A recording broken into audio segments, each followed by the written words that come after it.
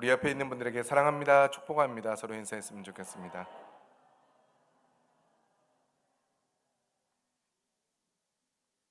우리는 지금 주님의 고난과 십자가의 사랑과 은혜를 묵상하는 사순절 기간을 보내고 있습니다.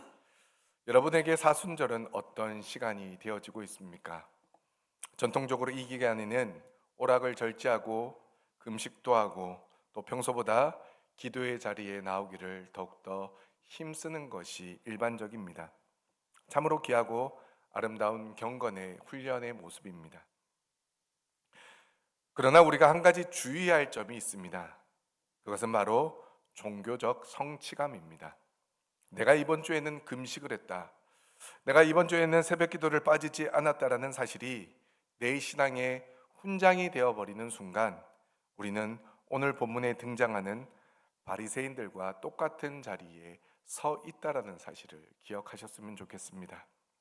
종교개혁자 칼빈은 율법의 첫 번째 목적을 거울에 비유한 바 있습니다. 거울은 우리 얼굴에 묻은 더러운 오물을 보여주기는 하지만 그 오물을 씻어주지는 못합니다. 따라서 율법은 우리가 얼마나 더러운 죄인인지를 고발하여 우리를 씻어주실 유일한 구원자이신 예수 그리스도의 십자가로 달려가게 만드는 몽학선생이라고 설명합니다. 그러므로 사순절은 내가 얼마나 경건한 사람인지를 증명하는 시간이 아닙니다. 내 영혼의 밑바닥에 얼마나 무서운 죄악과 이기심이 도사리고 있는지를 깨닫고 철저한 절망 속에서 오직 주님의 십자가만을 붙드는 시간이 되어져야 하는 것입니다. 우리 여기 계시는 성도님들은 모두 다 그렇게 애쓰며 수고하며 주님의 십자가를 바라보기를 원할 것입니다. 그런데 그것이 우리의 훈장이 되는 순간, 그것이 우리의 자랑이 되는 순간 우리도 결국에는 바리새인들과 똑같은 모습이 된다라는 사실을 깨달아 우리가 종교적인 성취감에 빠지지 않도록 더욱더 겸손히 이 사순절 기간을 보낼 수 있기를 간절히 소망합니다. 그래서 우리는 교회를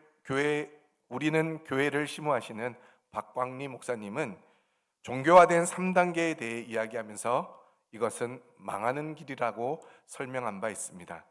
그 내용을 간단히 설명하면 첫 번째, 하나님을 버린 것이라고 말씀합니다.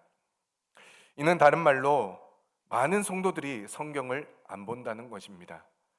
이 말씀이 곧 하나님이다라고 성경은 말씀해 주고 있는데 우리가 말씀을 자꾸 안 본다는 것입니다.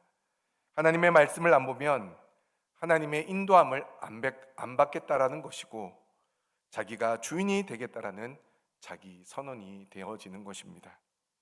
그래서 두 번째 단계인 자기가 주인이 돼 보니까 내 뜻대로 살아집니까? 살아보니 내 뜻대로 안 된다는 것을 깨닫게 됩니다. 그러면 반드시 나 아닌 다른 존재를 찾게 되는데 하나님을 떠난 사람은 반드시 우상을 찾게 되어 있다라고 이야기합니다. 사람을 찾든 돈을 찾든 인맥을 찾든 방법을 찾든 반드시 무엇인가를 찾게 되어 있다라는 것입니다. 그런데 놀라운 것은 오랫동안 믿음 생활을 한 사람은 그 세 번째 단계에서 찾아낸 그 우상을 하나님으로 여기게 된다라는 것입니다. 교회에 와서 기도하는데 하나님께 기도하기보다 그 우상에게 기도하는 일들이 비일비재하다는 것입니다. 하나님이 아닌 하나님을 찾는 기도가 너무나도 많이 있습니다. 어디에서요? 교회에서 그런 일들이 많이 일어나고 있다는 것입니다. 그런데 그것이 왜 그렇습니까? 하나님의 말씀을 덮어놓고 믿다 보니 하나님의 계시를 믿지 않고 하나님이 나타내 주시는 만큼 안 믿으니까 그렇게 된다는 것입니다. 오늘 본문 말씀이 기록된 마가복음 7장의 전반부 내용이 바로 이것을 그대로 드러내고 있습니다. 오늘 본문 앞의 내용을 보면 예루살렘에 파송된 바리새인들과 서기관들이 예수님을 찾아와 맹렬한 논쟁을 벌입니다. 그들의 시비거리는 단 하나, 예수님의 제자들이 씻지 않는 손으로 떡을 먹었다는 것 때문입니다. 마가복음 7장 5절 말씀에 보면 어찌하여 당신들의 제자들은 장로들의 전통을 준행하지 아니하고 부정한 손으로 떡을 먹나이까라고 이야기를 합니다.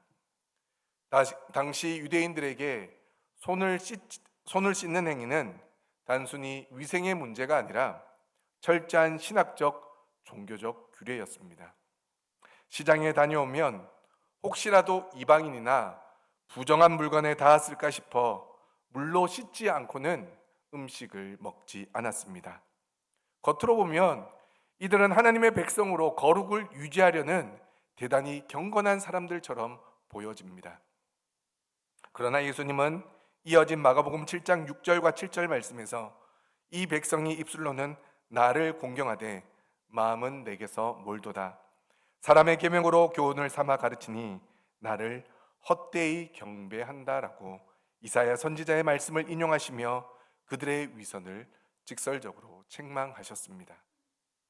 그들은 고르반, 즉 하나님께 드림이 되었다라는 장로들의 유전을 핑계로 정작 하나님의 십계명 중인 하나인 내 부모를 공경하라는 말씀은 철저히 무시했던 자들입니다. 외적인 규례, 종교적인 퍼포먼스를 지키기 위해 하나님의 진짜 뜻인 사랑과 긍휼을 저버렸다라는 것입니다. 그런데 이것이 어찌 2000년 전 바리새인들과 서기관들만의 이야기겠습니까? 오늘날 우리 한국교회의 모습, 아니 바로 저와 여러분들의 모습일 수도 있다라는 것입니다. 주일 성수를 하고 11조를 드리고 교회에서 직분을 맡아 봉사한다는 이유로 우리 자신을 스스로 의롭다 여기며 다른 사람을 쉽게 정죄하는 모습이 우리들 가운데 있지 않습니까? 교회 문을 나서는 순간 가정과 직장에서는 이기적이고 냉혹한 사람으로 살아가면서도 일주일에 한 번 예배당에 나와 회개 기도했다는 것으로 내 영혼이 정결해졌다라고 착각하며 살아가는 것이 저와 여러분들의 모습일 수 있다라는 것입니다. 씻지 않는 손이 사람을 더럽게 하는 것이 아닙니다. 예수님은 질투와 비방과 교만과 탐욕 등 사람들의 마음에서 나오는 악한 생각들이 사람을 더럽게 한다라고 명확하게 선포해 주셨습니다. 따라서 우리의 진짜 문제는 씻지 않은 손이 아니라 그리스도의 보혈로 씻김 받지 못한 우리의 부패한 마음이요, 율법의 목적은 내 손을 씻어 우리의 의를 드러내는 것이 아니라 내 마음의 부패함을 깨닫고 주님 앞에 엎드리게 한다라는 것을 우리는 깨달아야 합니다. 이렇듯 껍데기만 남은 종교 지도자들과의 민낯을 드러내신 직후 예수님은 갈릴리를 떠나 북쪽 이방 땅인 두로 지방으로 발걸음을 옮기십니다. 오늘 본문 24절 말씀을 보시면 예수께서 일어나사 거기를 떠나 두로 지방으로 가서 한 집에 들어가 아무도 모르게 하시려 하나 숨길 수 없었다라고 그때의 상황을 기록하고 있습니다. 예수님은 왜 아무도 모르게 숨으려 했던 것일까요? 예수님은 완전한 하나님이시지만 동시에 우리와 똑같이 아파하고 고뇌하시는 참 인간이기도 하셨습니다. 그렇기에 아무리 진리를 선포해도 깨닫지 못하는 바리새인들과 서기관들의 영적인 무지함 앞에, 그리고 표적과 떡만 구하는, 그리고 십자가의 길을 외면하는 유대 백성들의 완악함 앞에 예수님은 깊은 실망과 탄식으로 힘겨워했을 것입니다. 가장 가까이에서 율법을 안다고 자부하던 동족들이 정작 율법의 참된 완성자이신 예수 그리스도를 배척했기 때문입니다. 그 지독한 영적 맹인들의 틈바구니 속에서 주님은 인간적인 깊은 고독과 피로감을 느끼셨을 것이고, 결국 그 완악한 자들의 시선을 피해 이방 땅 두로로 깊이 들어가 숨으시려 했던 것입니다. 그런데 당시 유대인들의 정결법의 기준으로 볼 때 이방 땅에 들어가는 것 그 자체가 스스로를 부정하게 만드는 행위였습니다. 특히 두로 지방은 구약시대 이세벨의 고향이자 바알 숭배의 본거지였고, 역사적으로 갈릴리를 착취하며 막대한 부를 누리던 광대하고 오만한 도시였습니다. 그래서 1세기 유대 역사가 요세푸스는 두로를 가리켜 우리의 가장 지독한 원수라고 기록할 만큼 유대인들에게 두로는 증오와 혐오의 대상이었습니다. 그럼에도 예수님께서 그 원수의 땅, 가장 부정한 곳 한가운데로 걸어 들어가신 이유는 하나님 나라의 능력과 복음의 은혜가 이스라엘에는 좁은 민족적 경계에 갇힐 수 없으며 이방 나라에까지 전파된다는 사실을 극적으로 보여주기 위함입니다. 더불어 마가는 예수님이 사람들의 시선을 피해 숨으려 하셨음에도 불구하고 결국 숨길 수 없었다라는 역설적인 상황을 의도적으로 부각시키므로 예수님의 초월적인 능력과 하나님의 아들 되심이 어쩔 수 없이 만천하에 드러날 수밖에 없다라는 사실을 오늘 본문에서 강력하게 선언해 주고 있습니다. 그 거부할 수 없는 생명의 빛이 두로 땅에 비추었기에 이어지는 25절에서 이방 여인이 주님의 손문을 듣고 찾아왔다라고 이야기하고 있습니다. 25절 말씀을 보시면 이에 더러운 귀신 들린 어린 딸을 둔 여자가 예수의 소문을 듣고 와서 그 발 아래 엎드리니 라고 말씀해 주고 있습니다. 그리고 이어진 26절 상반절에서는 이 여인의 신분을 아주 정확하게 기록하고 있는데 그 여자는 헬라인이요 수로보니게 족속이라고 말씀합니다. 이 짧은 한 구절 안에는 엄청난 사회적, 문화적 배경이 담겨져 있습니다. 먼저 이 여인이 헬라인이었다라는 것은 단순히 혈통적으로 그리스 사람이라는 뜻만을 이야기하는 것이 아닙니다. 1세기 로마 제국 시대에 헬라인으로 불렸다라는 것은 헬라어를 유창하게 구사하고 또 당대 최고급 헬라식 교육을 받고 가장 발전된 헬라 문화의 혜택을 온전히 누리던 도시의 지배계층이자 상류층이었다라는 사실을 이 헬라인이라는 단어로 나타내 주고 있습니다. 또한 그녀는 수로보니게 족속이었다라고 말씀합니다. 수로보니게 지역을 우리가 다 알 수는 없지만 성경에 자주 등장하는 두로와 시돈 지역이 수로보니게 지역을 대표하는 도시들이었습니다. 따라서 수로보니게 지역이었던 두로는 앞서 말씀드렸던 대로 막대한 부를 축적한 거대한 무역 항구 도시였고 반대로 갈릴리는 이 항구 도시의 식량을 대어주는 가난한 농업 배후지에 불과했습니다.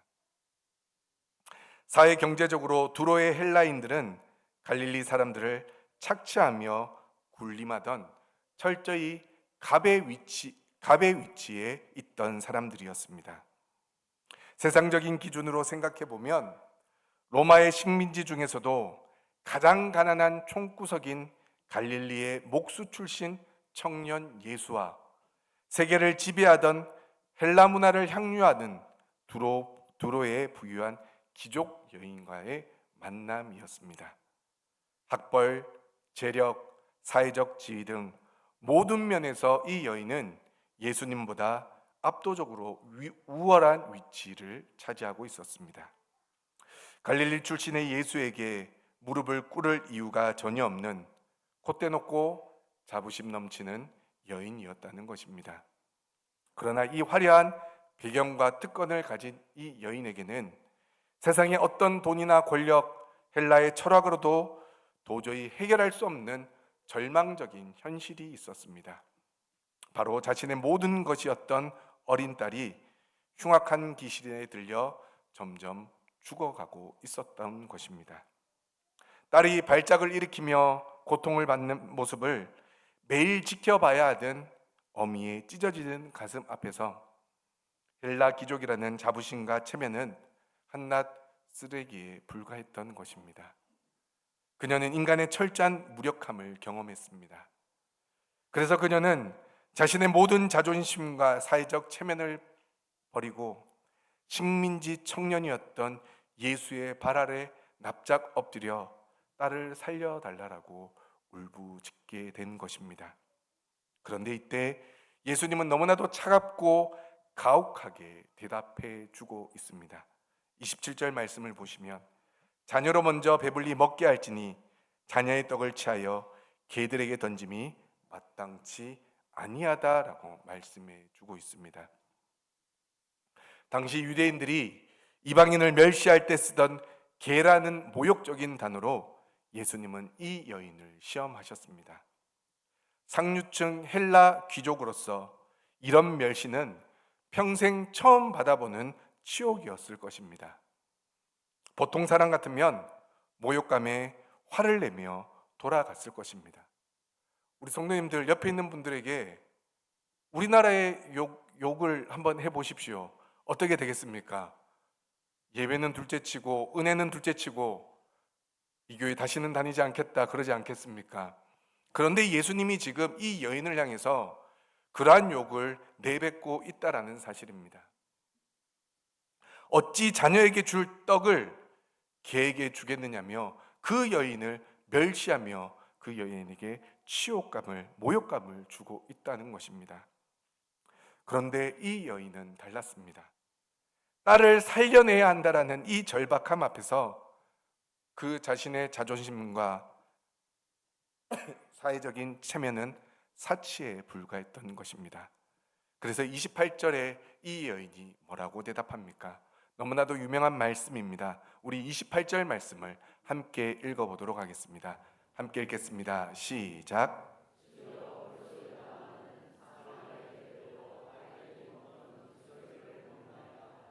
아멘. 이 말을 지금의 언어로 바꾸면 주님 맞습니다. 저는 개와 같은 이방인입니다. 하나님 나라의 밥상 앞에서는 아무런 자격도 공로도 없는 죄인입니다 라는 말과도 같습니다. 그녀는 십자가 거울 앞에서 철저히 자신을 부인했습니다. 주님, 내가 받았던 최고의 교육도, 내가 가지고 있던 모든 철학적 생각도, 그리고 내가 가지고 있었던 돈과 명예도 오늘 그 십자가 앞에 내가 내어놓았을 때는 이것은 아무런 의도 공로도 되지 못함을 이야기하고 있습니다.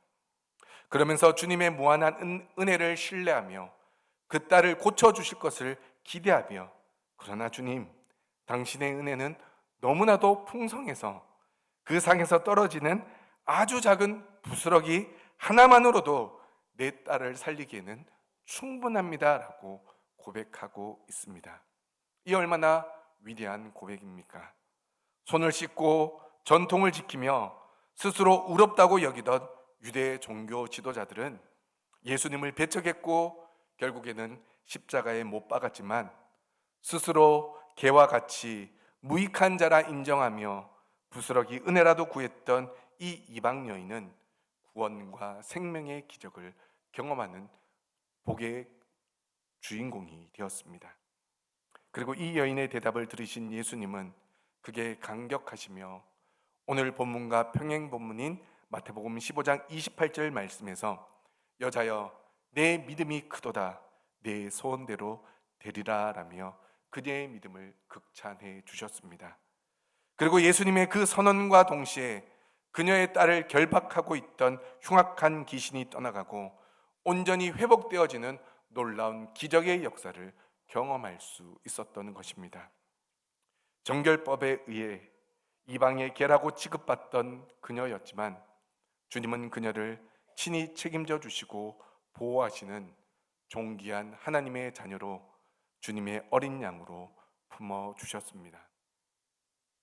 그녀가 구하는 것은 상 아래의 작은 부스러기였지만 주님께서 주신 것은 두려움을 영원히 내쫓는 완전한 평안과 생명이었던 것입니다.